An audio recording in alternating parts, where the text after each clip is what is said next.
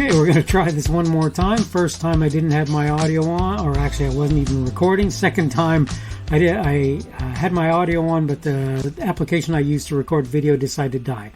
It is a very sad day for me today. I was just talking to a very close family member whose wife passed away today, and it's a very sad event for me because she was a really great lady who did a great deal for me that I don't think she even realized how much she did for me and other members of the family, and I'm very appreciative of that. But more importantly, it's always sad to hear that somebody passes away regardless.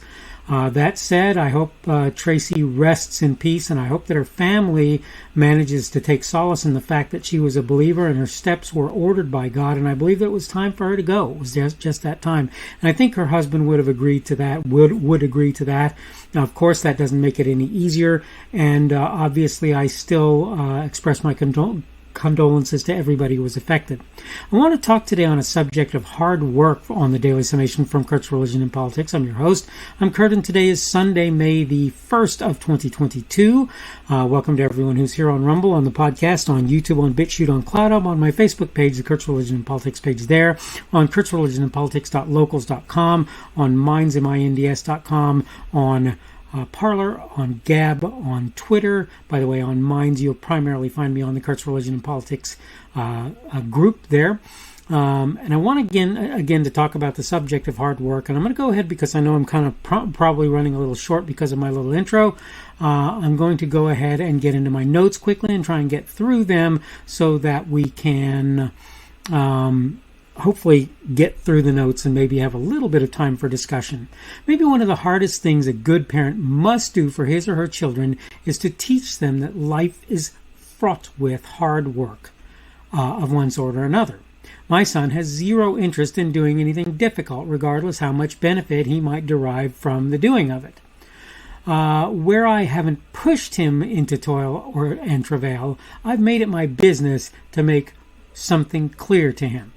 Even, in fact, maybe more like especially for people who seem to have it easy, they likely have gone through periods of hard labor or sacrifice, in fact, of one kind or another to get there.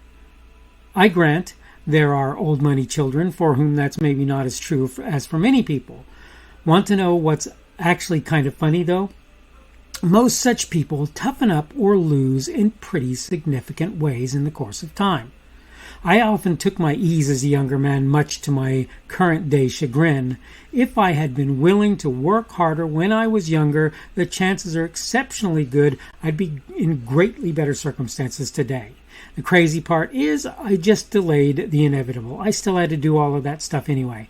Put another way, I just ended up putting myself in positions where I had to do those difficult chores later, when which I should tell you is at least in some senses a harder thing for me as I've gotten older. If you're a parent and you're not making your child stretch and do things he or she can't do, no point along the way is too late to start.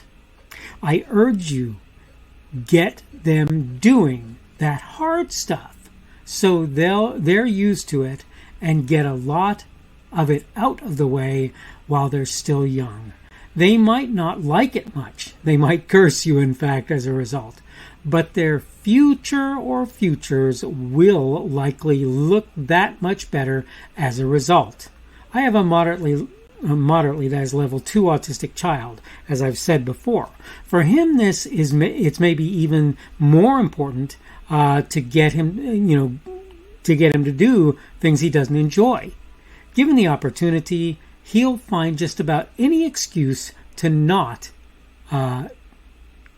do good and beneficial things because they're difficult. From my perspective, we're going to push to do just those things he's not excited by. To be clear, I'm not talking about hard tasks just for giggles. I'm not arguing that's always a bad thing. But I want him to learn another lesson as he goes down his life path. That is, focus. And not just how to focus, but upon what to cast his gaze as well. That's why my suggestion is to push hard tasks, but to be judicious. To pick things that really offer a meaningful reward of some sort, though not necessarily a short-term one that you see right now. It might be something that it takes a while to get to. By the way, this applies as much to me as it does to people like my son. If you haven't learned this important lesson, it may well apply to you also. Is hard work always a great thing? No more than anything else. When it is, though, failing to do it can have terrible, terrible consequences. Done with my notes. So, look, this is just not some, again, really horribly complicated thing. I used to be terrible at doing things that were hard to do. I would put them off. I would rue the day that I had to do them. I would look at them and I would shake my head and go, I don't want to do that. And I don't think I'm that much different than anyone or many other people in that regard. Some people just did it. I was not that person. That wasn't me. I didn't do it. And I'm here to tell you that I am suffering, as I say, a great deal now, the consequences. Where my child is concerned, by the way, excuse me, it appears I've got the motorcycle creepers on my road again. So you might hear a little bit of that today. But with my son, it appeared early on that wasn't something we were going to be able to get into. The more I look at his life, the more I realize it's probably not only something we'll get into, but it's actually something that's essential for him. He needs that maybe more than lots of other people to deal with that. And that's just how that is. It's just how it is. Because in his world, there are already enough challenges. He doesn't need me to ignore challenges that he can probably do even though he doesn't like to or want to. So I'm working on that, and I'm working on other things that it was really questionable he'd ever get to at any time in the near future. And I'm coming to realize more and more, and in fact, that he probably needs to not only get to those things, but as I say, get to them quicker than everyone else. But here's what I'm trying to get at today. I did do certain kinds of hard work when I hit my teenage years. And I'm not saying that certain of those pieces of hard work were not good, beneficial, important pieces of work.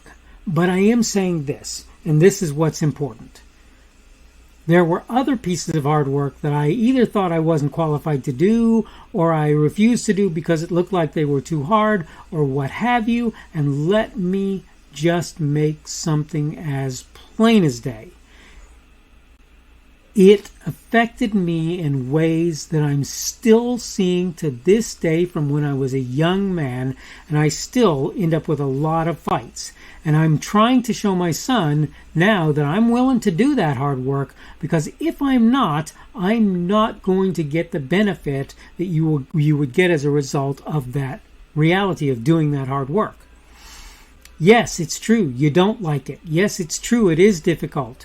But the sooner you learn, so here's an interesting thing that I've learned recently. There are lots of things that I didn't learn how to do that I'm looking at them now and I'm going, you know what? I really need to know how to do this. And I've had to take the time to beat on it and beat on it and beat on it and beat on it to get to the point where I could do those things. Because if I didn't, I just would never pick them up. Because I've learned some things in life, and one of them is there are just things that I'm not very good at, and that doesn't mean I'm not going to be expected to do them. No, I'm going to have to, like it or not, want to or not. That's how that's going to work. And I'm just telling you, that hard work thing, you might think, well, that's not important or whatever, but the reality is it is important, and you better learn how to do it, because if you don't, there are going to be things that maybe there are some people who are just naturally talented. Let's be fair. Maybe there are some people who are naturally talented, and if you're one of those people, maybe you don't have to work hard.